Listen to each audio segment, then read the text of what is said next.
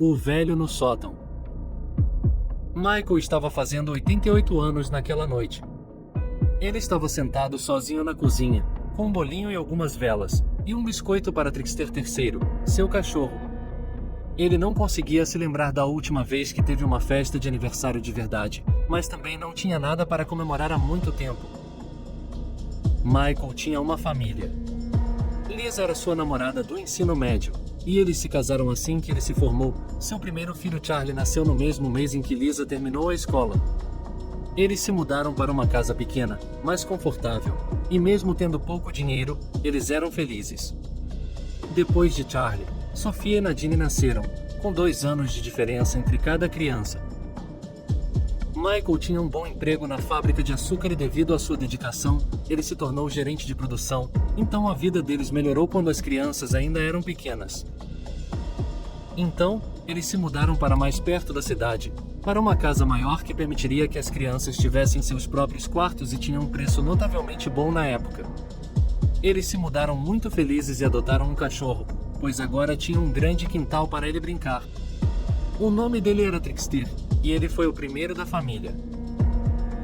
Depois de alguns dias lá, sua caçula Nadine, com cerca de 4 anos, começou a ter pesadelos, a andar sonâmbula e às vezes até a fazer xixi na cama. Isso era muito incomum, e o padre disse a Lisa que acreditava que era a mudança de casa que provavelmente a deixava desconfortável e estava dando aqueles sintomas. Talvez tudo mudaria para melhor quando o verão chegasse, e ela pudesse brincar lá fora. Lisa ouviu e parou de se preocupar com isso. Mas Nadine estava mudando de comportamento. Ela costumava ser falante e feliz e se tornou quieta e melancólica. Sofia um dia disse à mãe que Nadine estava dizendo coisas estranhas, e é por isso que ela só quer brincar com Charlie agora. Que coisas? Lisa perguntou. Ela fala sobre um velho rabugento que mora em nosso sótão. Ele a segue para todos os lugares, pedindo para abraçá-la e segurá-la no colo. Lisa ficou chocada e não conseguia imaginar por que Nadine inventaria essas coisas. Lisa então contou a Michael sobre a situação e, muito preocupado, ele foi até o sótão para procurar evidências de alguém escondido lá. Ele encontrou algumas coisas velhas do antigo dono, incluindo alguns brinquedos com os quais aparentemente seus filhos estavam brincando, mas nenhum sinal de um invasor. Ele trancou o sótão e proibiu as crianças de subirem por enquanto. Mas Nadine não estava melhorando. Ela estava dormindo com os pais agora e os pesadelos nunca paravam. Ela sonhava com o velho tentando tocá-la e não conseguia ver seu rosto, apenas suas mãos pálidas como de um cadáver. Em seus pesadelos, ela estava sempre sozinha em casa, não conseguia encontrar ninguém de sua família, apenas aquele homem sem rosto. Além do mais, Trickster estava sempre latindo para a porta trancada do sótão, às vezes no meio da noite, assustando todos na casa. Ela se debatia na cama com força, de modo que às vezes Liz e Michael tinham que segurá-la para não se machucar tanto. Então Nadine estava sempre cansada, triste e cheia de hematomas por seus terrores noturnos. Lisa voltou ao padre pedindo ajuda e ele decidiu visitá-los. Segundo o padre Merrin, provavelmente havia um demônio na casa e, se ele confirmasse suas suspeitas, um exorcismo seria necessário. No dia de sua visita, o padre Merrin não notou nada de errado com a casa ou com as crianças, mesmo sendo evidente que Nadine não estava bem de saúde. Ele pediu então que Nadine fosse levada a um médico. Eles o fizeram, e o médico não conseguiu identificar uma doença, apenas uma leve desidratação e alguns hematomas. Não demorou muito para que os policiais aparecessem em sua casa com uma assistente social para falar com as crianças. Todos atestaram a veracidade da história de seus pais e foram deixados sozinhos por um tempo. Um dia, Liz ouviu alguns gritos no jardim da frente, Trickster uivando e observou horrorizada enquanto Nadine convulsionava e babava uma espécie de espuma esverdeada. Lisa pediu ajuda, mas quando a ambulância chegou, era tarde demais. A pobre Nadine faleceu poucos dias após completar 5 anos, de uma causa misteriosa. A família estava em luto. Não demorou muito para que Sofia começasse a ter pesadelos como sua irmãzinha costumava ter.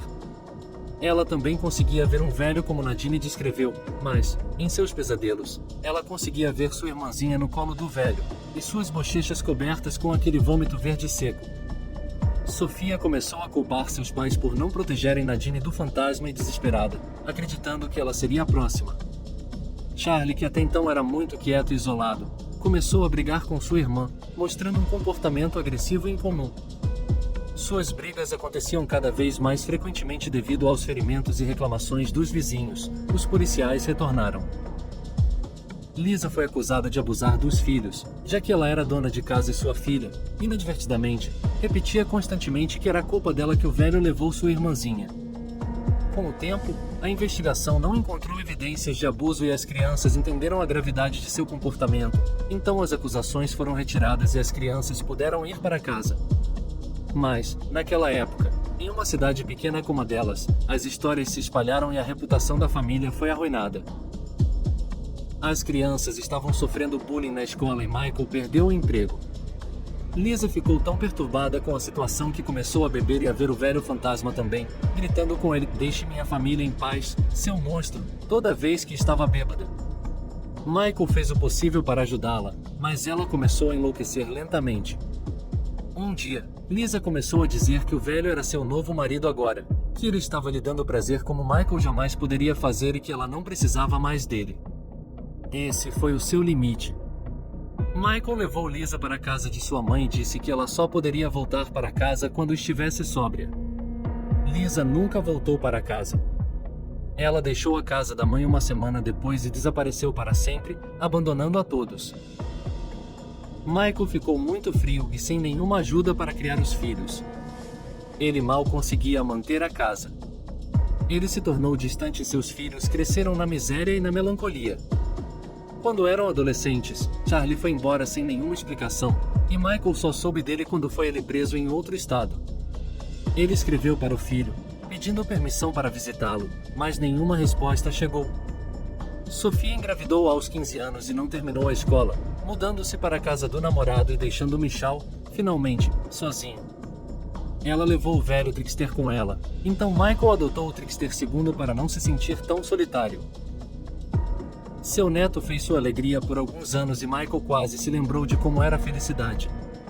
No entanto, quando o menino tinha apenas 12 anos e sua amada Sofia 27, eles sofreram um acidente de carro e não houve sobreviventes. De alguma forma, Michael acreditava que o acidente tinha a ver com o velho no sótão. Ele nunca tinha visto o velho antes, mas Trickster II e seu filhote Trickster III continuaram latindo para a porta do sótão, como se fosse perigoso ali, especialmente à noite. Aquele velho fantasma amaldiçoava sua família, Michael tinha certeza. Michael cantou parabéns para si mesmo e soprou a vela. Nada aconteceu. Ele riu e disse: "Ok, senhor, eu dou conta." Não seria pelo caminho mais fácil então. Ele mordeu seu bolinho e deixou o resto no prato, puxando o Trickster III pela coleira para o sótão. Ele destrancou a porta depois de tantos anos e entrou. Havia anos de poeira acumulada e aranhas por todo lugar. Michal não se importou. Ele amarrou o Trickster perto dele e carregou sua arma com 2 balas. Apenas o suficiente para seu amigo e depois para ele. Michael sobreviveu por muito tempo sozinho e não queria mais fazer isso. Apenas 2 minutos depois, estava feito. Michael abriu os olhos, sem entender o que tinha acontecido. Ele deveria estar se movendo? Algo deu errado. Ele podia ouvir Trickster latindo lá embaixo, então era só um sonho, certo? Ele desceu as escadas e viu um cachorrinho fofo correndo pelo corredor e uma garotinha bonita correndo atrás dele. Nadine.